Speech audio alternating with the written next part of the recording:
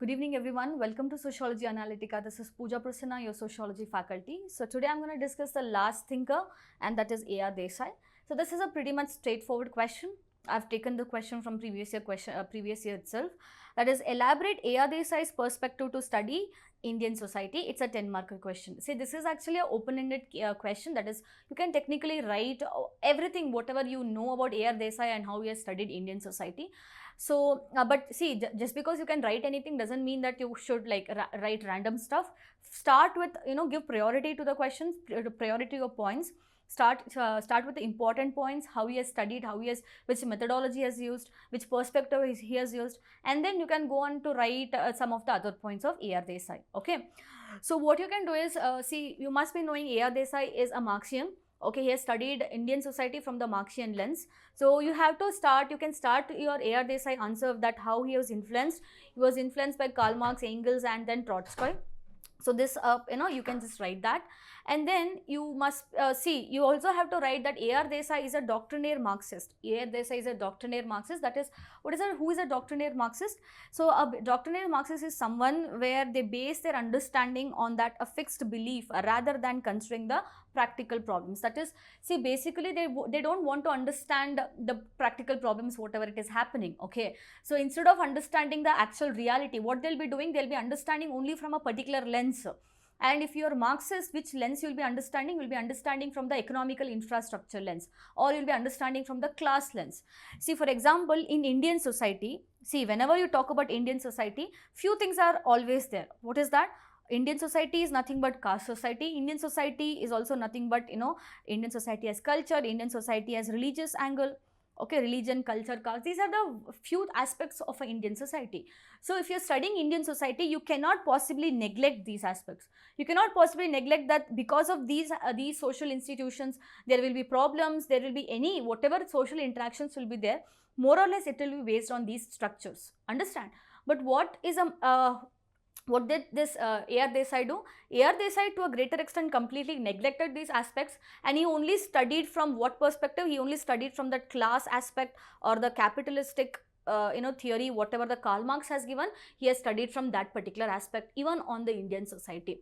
Understood? So that is why he is a doctrinaire Marxist. So please do mention this, because by writing this point to a greater extent, you will tell that who is A R Desai. Okay, and then please write down his book title. That is, he has studied about Indian society in his book Social Background of Indian Nationalism. So this is the book. Please do mention the book name.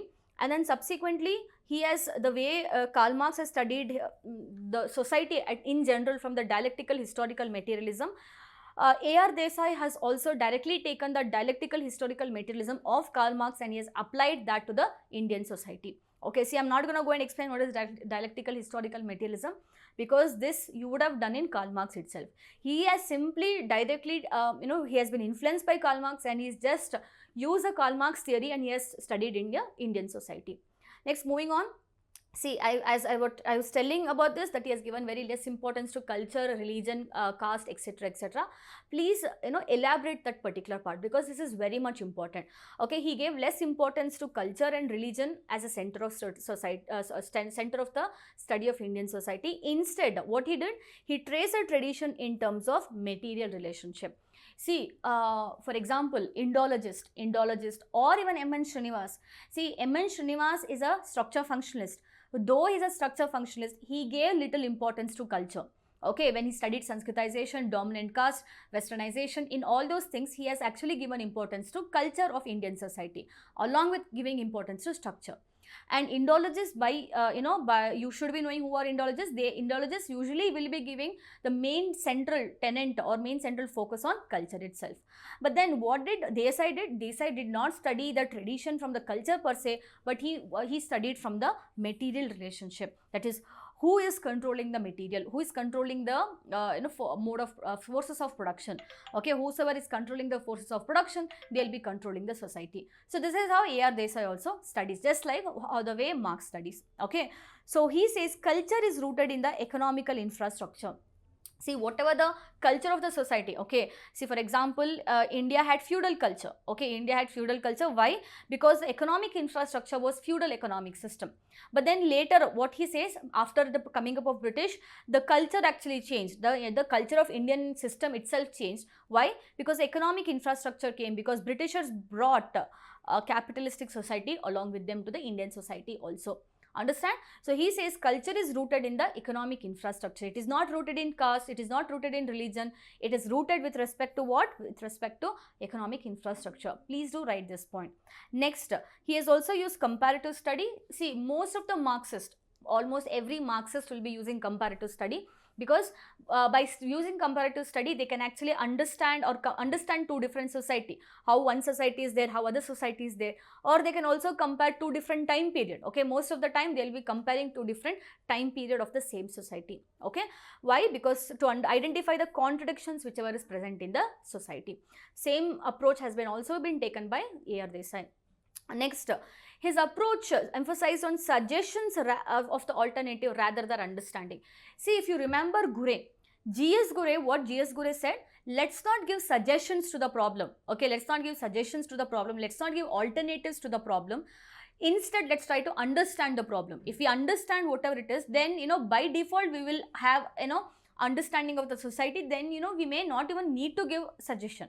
This is what Gure will say. But then A R Desai is telling that no, instead of, rather than just understanding the problem, what we need to go, we need to emphasize on giving us suggestions of alternative. What is alternative here? Just like Karl Marx. Karl Marx also gives alternative. The alternative is revolution. Here he also is giving an alternative, and that is revolution. Okay, he says that there should be a revolution, there should be a revolutionary change, so that whatever the class polarity will be there, whatever the false consciousness is created in the Indian society, that will actually go away. Did you understand? So, see, these are the few basic points. This point, this point, this, and these three. These are the must points what you have to write whenever A R Desai topic comes on, that is a study of Indian society. Further, what you can do is, further, if the space is left, it is just a 10-marker question. If space is left, you can actually keep on adding on to this question. You can take from his peasant struggle, you can take from Indian national movement, you can take anything, but you can take from his village study. Any point whichever you can think of, you can actually write those points. But these first 5 points are very much important. You have to clearly write and elaborate these 5 points. Let's say that your space is still left, then you can talk about the British rule. You can talk about how the British rule actually destroyed the pre-capitalistic form of economic production, and he says that it destroyed the mode of production, and because even in the agriculture also it changed, commercialization of agriculture started. Lot of different things, in agriculture itself started. So, and even in the urban area also, industrialization started. So, overall, whatever the mode of production was there, economic system was there before Britishers, Desai is telling everything actually to a greater extent, it changed after British. That you can talk about. You can talk about that how because of their change, it impacted agrarian social structure itself, isn't it? So, the Jajmani system, whatever it was there, to a greater extent, Jajmani system came down. Okay. So, along with that, economical foundation of caste system, that is, Jajmani system, whatever that is, a particular caste has to do particular occupation. All those things to a greater extent, it actually came down. Okay. And then he also talks about new class structure.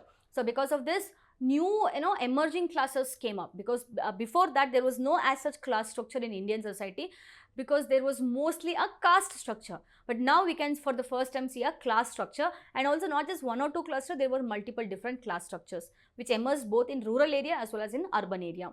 Okay, and he says that finally it led to the polarization of class in Indian society.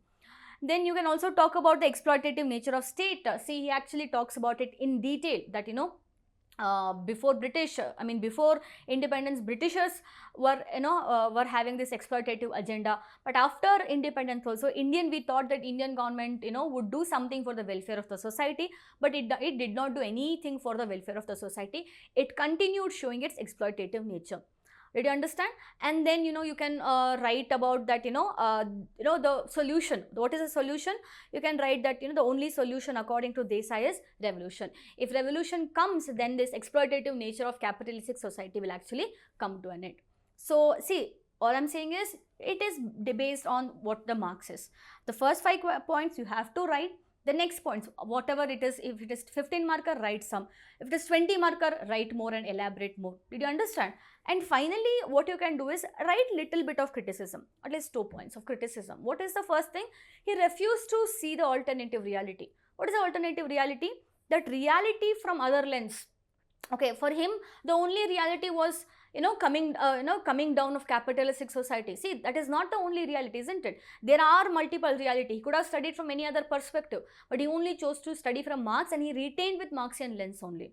And he downplayed the value of culture and religion. See, in Indian society, you cannot possibly downplay culture and religion, because culture and religion is a part and parcel of Indian society. It's a core characteristic of Indian society. Yes, class structure is there, economics is there, everything is there. But then, when we have to weigh those in front of culture and religion always, wins the game.